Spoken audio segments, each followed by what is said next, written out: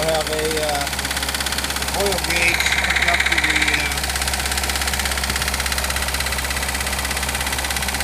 the oil port.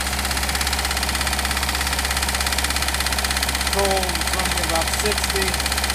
After it warms up, it'll go down to about 25.